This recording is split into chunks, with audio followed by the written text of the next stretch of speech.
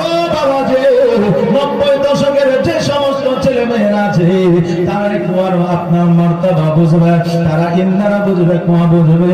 কিন্তু এখন বর্তমানে যদি মেয়েদেরকে আর ছেলেদেরকে কুয়ার কথা বলা হয় বলতে পারবে না, কারণ এখন তার কুয়া নাই, আছে ইন্দারা নাই। যদি ইন্দারা ছিল বাড়ির কাছে যে পেয়েছে সে হয়তো পায়খানার চেম্বার করেছে না নর্দমা করেছে নাকি। হ্যাঁ, এখনকার পরিস্থিতি, এখন বাড়িতে বাড়িতে আপনার ট্যাপের ব্যবস্থা, বাথরুমে গেলে আপনার ট্যাপ জুড়ে দেয়, পানি আনতে হয় না, বইতে হয় না। এখন বাথরুমে পানি তো দূরের কথা, আগে ভালো ছিল, আগে ভালো ছিল, এরকম করে দাও। এখন বাথরুমে পানি তো দূরের কথা, এখন বাথরুমে এসি পর্যন্ত লাগিয়ে দিচ্ছে। আচ্ছা, বাথরুমে কয় মিনিটের কাজ? 5 মিনিট। এখনকার ছেলে পিলে তো বুঝলেন 1 ঘন্টাও কাটিয়ে দেয়। এখন বাথরুমে যাবে তো স্মৃতিমিতি করে শ্যাম্পু ট্যাম্পু নিয়ে এবার বাথরুমে যাচ্ছে। মা বলছে কোথায় যাচ্ছে? মা মনে করছে বাইরে থেকে যাবো না, বলছে বাথরুমে যাচ্ছি। তো মোবাইল লেগে নেয়, মোবাইলটা নিয়ে যাচ্ছি, বাথরুমে যা ঘুম চলে আসে। বলছে বাথরুমে যা ঘুম চলে আসে, মোবাইলটা একটু দেখা দেখি করবো। তো ঠিকই আছে, মোবাইল নিয়ে যাবি যা, তো তার সঙ্গে আবার লাইট নিয়ে যাচ্ছিস কেন? তো বলে লাইট নিয়ে যায় কারণ অন্ধকারে ভয় লাগে। তো মোবাইলও নিয়ে যাবে আর লাইটও নিয়ে যাবে। তো মা ঘুরিয়ে বলছে এক কাজ কর, বালিশটার ল্যাপটপ নিয়ে যাবে। তো কেন? ঘুমিয়ে যাবে, ঘুম যদি আসে। কথা বললেন না? এখন যুবকেরা আপনার বাথরুমে যায় মোবাইল দেখে, বাথরুমে যায় মোবাইল দেখে। আমি বলবো যুবক তোমরা হুঁশিয়ার হয়ে যাও, কারণ হইল তুমি যখন মোবাইল দেখবা তো তোমার মোবাইলের সঙ্গে সঙ্গে শয়তানে তোমার পুরো অঙ্গ পর্যন্ত দেখবে। জোরে বলেন নাউজুবিল্লাহ। আর শয়তানেরা হাসাহাসি করবে, কারণ আল্লাহ মানুষকে অতি সুন্দর করে বানিয়েছে, মানুষকে অতি সুন্দর করে বানিয়েছে। আর যখন ওই শয়তান যখন আপনার একটা উলঙ্গ মানুষকে দেখবে, তো উলঙ্গ মানুষের আকৃতি ভালো লাগে না খারাপ লাগে? খারাপ লাগে। তো শয়তান যখন দেখবে তখন আপনার আরো কয়েকটা শয়তানকে ডেকে বলবে যে দেখ মানুষকে নাকি আল্লাহ সুন্দর করে বানিয়েছে, কত সুন্দর এটা দেখে নিতে পারে। কথা বুঝলেন না? তা তুমি যদি শরীয়ত মোতাবেক বাথরুমে যাও, তোমার শরীর তোমার চেহারা দেখতে পাবে না। কেমন? বাথরুমে গেলেও বাথরুমের দোয়া আছে। আপনি যখন বাথরুমে যাবেন তখন মাথায় টুপি দেন। আমরা অনেকেই যখন মসজিদে থাকি, নামাজ পড়তে যাই, তো বাথরুমে গেলে কি করি? আমরা টুপিটা খুলে পকেটে ভরিতে বাথরুমে যাই নাকি? হ্যাঁ, তো টুপি দিয়ে বাথরুমে যাওয়া হচ্ছে নবীর সুন্নাত। কারণ মাথায় টুপি থাকলে আপনার অঙ্গ প্রত্যঙ্গ শয়তানে দেখতে পাবে না। মায়েরা যখন বাথরুমে যায় তখন এই বাথরুমে যায় যখন, তখন মায়েদের মাথায় কাপড় থাকে না। তো মায়েদের মাথায় যদি কাপড় না থাকে শয়তানে তাদের দেখবে, আর মায়েদের মাথায় যদি কাপড় থাকে তো শয়তানে তাদের দেখতে পাবে না। এই বাবাজি, এখন প্রত্যেকটা ঘরে এখন গোসলখানা আছে না নাই? যদিও শুনতে খারাপ লাগে তবু আমাদের অনেক সময় বলতে হয়, প্রত্যেকের ঘরে প্রায় ঘরে গোসলখানা। এখন গোসলখানাতে অনেক নারী এবং পুরুষ উলঙ্গ হয়ে গোসল করে, পোশাক থাকে না, উলঙ্গ হয়ে গোসল করে। এই উলঙ্গ হয়ে গোসল করা শরীয়ত মোতাবেক হারাম।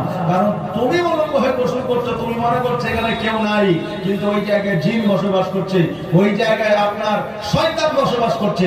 আপনার অঙ্গ প্রত্যঙ্গটা তারা দেখছে, আর তারা মজা নিচ্ছে, তারা আপনার ইফতেজিল করছে, তারা একে অপরকে দেখাচ্ছে। অতএব খুব সাবধান হয়ে যাও। গোসল করতে গেলে কয়েকটা জিনিস মেনটেন করবেন। 1 নম্বর হলো গোসলখানাতে জীবন কোনোদিন আপনার পেশাব করবেন না। 2 নম্বর হলো জীবনে কোনোদিন উলঙ্গ হয়ে গোসল করবেন না। 3 নম্বর হলো জীবনে কোনোদিন ওযু ছাড়া গোসল করবেন না। গোসলের আগে ওযু করবেন, গোসলের পরেও ওযু করবেন। 4 নম্বর হলো জীবনে কোনোদিন আপনি ডাইরেক্ট মাথায় পানি ঢালবেন না। প্রথমে ডান কাঁধে ঢালবেন, তারপরে বাম কাঁধে ঢালবেন, তারপরে মাথায় ঢালবেন। কথা বুঝলেন? গোসল করার নিয়ম আপনাদের বলে দিই। ফরজ নিয়ম তো আছে। যদি ফরজ আপনার প্রয়োজন না হয়, সবসময় কি ফরজ গোসলের প্রয়োজন হয়? হয় না। তো ফরজ গোসল করবেন না, এমনি গোসল করবেন সামথিং। আপনাকে বলে দিই, প্রথমে কবজি পর্যন্ত ধুবেন, ডান হাতে পানি ঢালবেন, বাম হাতে পানি ঢালবেন, তারপরে ডান কাঁধে ঢালবেন, তারপরে বাম কাঁধে ঢালবেন, তারপরে মাথায় ঢালবেন। এটা হচ্ছে সুন্নতি গোসল। জোরে বলেন সুবহানাল্লাহ।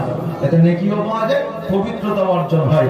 আর আপনি যদি ডাইরেক্ট মাথায় হড়হড় করে পানি ঢালতে লাগেন, এটা বৈজ্ঞানিক মতে বলছে ওই লোকটার ব্রেন স্ট্রোক অতি শীঘ্রই হতে পারে, ওই লোকটার হার্ট স্ট্রোক হতে পারে, ওই লোকটার আপনার হাই প্রেসার হতে পারে। কারণ একটা গরম তাওয়া, যখন গরম তাওয়াতে পানি দেন তখন ওই পানিটা ছনমন করে ওঠে না? ওঠে না? তা আপনার মস্তিষ্কটা হচ্ছে তাওয়া, কারণ সব কিছু আপনার মস্তিষ্কে অ্যাড হয়, হয় না? তো এই মস্তিষ্ক গরম হয়ে থাকে, আর এই মস্তিষ্ক গরম, ওই গরম মাথার উপরে যখন পানিটা হঠাৎ করে ঢালবেন, তখন আপনার রক্তের যে প্রেসার সেটা দ্রুতগামী হতে পারে, আপনার মাথার রক্ত চট করে দাঁড়িয়ে যেতে পারে, আপনার হার্টের রক্ত দাঁড়িয়ে যেতে পারে। এই জন্য গোসল করার নিয়ম হচ্ছে যে প্রথমে ডান কাঁধে পানি ঢালো, তারপরে বাম কাঁধে, তারপরে মাথায়।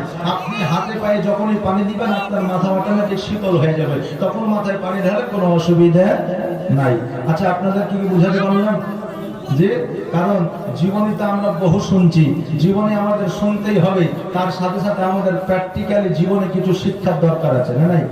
আছে। অতএব বাবাজি ভাইরা, আজকে থেকে গোসল করলে এই সিস্টেমে গোসল করবেন, নেকিও পাবেন, আপনার শারীরিক আপনার উপকারও হবে। আজকে বেধর্মীরা ইসলামের নিয়ম কানুনের দিকে এত ভাবে চেপে ধরে আছে, একটু ভুল পাইলেই তারা আপনার অপপ্রচার শুরু করে দিবে। তা আপনার থেকে এখন পর্যন্ত এই শরীয়তের ইসলামের কোরআনের ভুল পাইনি, কিয়ামত পর্যন্ত পাবে না। আজকে থেকে 1442 হিজরি আগে আমার নবী যেটা বলে গিয়েছেন সেটাই বিজ্ঞান মতে উপকার আছে। জোরে বলেন সুবহানাল্লাহ। কারণ আমার মায়েরা ভয় করে জগতের জিন, ভূত, আরো যা কিছু আছে সব দেখে আপনার ভয় করে, কারণ মায়েরা ভীতু বেশি, নাকি বলেন? মায়েরা ভীতু বেশি। কিন্তু যদি ভয় না করে তো একজনকে করে না, সেটা হচ্ছে নিজের স্বামীকে। সব দেখা ভয় করে, কিন্তু নিজের স্বামীকে ভয় করে না। রাজাও ভয় করে বিবি দেখে, মৌলবীও ভয় করে বিবি দেখে, মাস্টারও ভয় করে বিবি দেখে। আল্লাহ গুণাবলী এদের মধ্যে কি দিয়েছে তো উনি জানেন, আল্লাহ জানে। যে নবাব সিরাজউদ্দৌলা আপনার মুর্শিদাবাদের বিবির ভয়ে নিজে মুড়ি মাখিয়াও খেয়েছে। বিবি তো আর একটা ছিল না, অনেক বিবি ছিল, তো নিজে মুড়ি মাখিয়ে খেয়েছে। এই জন্য দেখবেন আপনার লালবাগে কিছু মুর্শিদাবাদের বিখ্যাত মুড়িওয়ালারা আছে বলে নবাব সিরাজউদ্দৌলার বিখ্যাত মুড়ি খেয়ে যান, বলে না? যদি জানতেন দেখতে পাবেন, কারণ এই নবাব সিরাজউদ্দৌলা বিবির জন্য নিজে মুড়ি মাখিয়েও খেয়েছে। তো আল্লাহ এদের যে কি পাওয়ার দিয়েছে একমাত্র আল্লাহ তাআলাই জানে। আর আমাদের পুরুষ গিলাও এখন হয়েছে তেমন, বুঝলেন না? এখন স্বামী গেছে অফিসে কাজে, রাজমিস্ত্রি কাজে, আর যাওয়ার পরে এখন বিবি চিন্তা করছে, হায় রে আমার স্বামী তো কাজে গেল, তো কি অবস্থা, কি একটু দেখি। এখন বিবি ফোন করেছে, হ্যালো কি করছো জানো? তো এখন স্বামী বলছে, এই ফোন রাখ, কাজের সময় ফোন করেছে, ফোন করার টাইম পাস, হ্যাঁ কাজ যখন হবে না তখন ফোন করিস। এইদিকে যখন অন্য পরনারী ফোন করছে, হ্যালো কেমন আছে? বলে আলহামদুলিল্লাহ ভালো আছে। বলে কি করছো? বলে একটু কাজ করছি। তোমার অসুবিধা আছে নাকি? বলে না না অসুবিধা নেই, বলো। এদিকে দিদিকে বললো অসুবিধা, কাজের সময় ফোন করে, এদিকে অপর নারীকে বলছে কোনো অসুবিধা নাই, কানে ফোনটা নিয়ে সারা দিন কথা বলছে, কাজও করছে, এদিকে অসুবিধা নাই, আর বিবি ফোন করলে অসুবিধা হয়ে যায়। এই জন্য এখন মায়েরা বললেন স্বামীকে দেখে ভয় করে না, আগে নিজে ভালো হও তবে বিবিও ভালো হবে, নাকি বলে? নিজে আগে ভালো হও, তুমি নিজে এখন 5টা নারীর সঙ্গে সম্পর্ক রাখবা, আর বিবির কাছে এসে তুমি বলবা যে আমি আদর যত্ন সেবা যত্ন পাবো, হবে? এখন আপনি হচ্ছেন খারাপ, তো আপনি যদি নিয়ত করেন যে আমি একটা ফাতেমার মতো পর্দাশীল মহিলা নিব, পাওয়া যাবে? পাওয়া যাবে? যাবে না। কারণ ফাতেমার মতো বিবি নিতে গেলে তোমাকেও হযরত আলী হতে হবে। জোরে বলেন সুবহানাল্লাহ। তোমাকেও আলীর মতো হতে হবে, তবেই বিবি ফাতেমার মতো বিবি পাবা। এখন তুমি খারাপ আর তুমি ভালো বউ চাও, মিলবে? যে জানি না। আজকে আমরা শিক্ষক মহাশয়গুলো আজকে একটু ফোনে আলোচনা হচ্ছিল যে ছাত্ররা কেমন, এখনকার ছাত্র হচ্ছে কেমন জানেন? আপনার 10টা থেকে 5টা পর্যন্ত স্কুলে ক্লাস করে, আর 5টার পরে বাড়িতে এসে খাওয়া দাওয়া করে পাবজি আর ফ্রি ফায়ার খেলে। আর তো পাবজি ফ্রি ফায়ার খেলে কোথায়? রাস্তার মোড়ে, দোকানের পাশে, চায়ের দোকানের ধারে, নাকি বলে? আর হেডমাস্টার যখন সাইকেল নিয়ে বা মোটর সাইকেল নিয়ে চলে যায়, তখন কিছু কিছু ছেলে আবার বলে যে মাস্টার হচ্ছে চপালা। আগে কি হতো? আগে যখন আমরা খেলাধুলা করতাম বা আপনারা খেলাধুলা করতেন, মাস্টার আসলে পালিয়ে যেতাম, যে কালকে হয়তো ধরে মারবে, বকবে, বা হয়তো আমাকে পড়া ধরবে যে তুই খেলাধুলা করছিলি আর পড়া পারবি না, তাই হয়। আর এখনকার ছেলেরা তো সব মাইন্ড করে না, এখন মাইরও নাই, বকাবকিও নাই, পড়ার উপরে অত জ্বালাও নাই। এখন যাও স্কুলে, মিড ডে মিলের খাবার খাও, হয় ভালোই হোক আর খারাপই হোক, তারপরে বাড়ি চলে যাও, কোনো অসুবিধা নেই, নাকি বলে? হ্যাঁ, তো এবার মাস্টার বলছেন রাস্তা দিয়ে চলে যাচ্ছে মোটর সাইকেলে, এইদিকে 10-12টা ছেলে বুঝলেন এক হাতে বিড়ি আর এক হাতে মোবাইল নিয়ে পাবজি খেলছে, মার মার ধর ধর চলে গেল, চলে গেল, একটা জামা কিনতে হবে, কঠিন ব্যাপার। এবার একজন বলছে হেডমাস্টার আসছে, তাহলে তো কি হলো?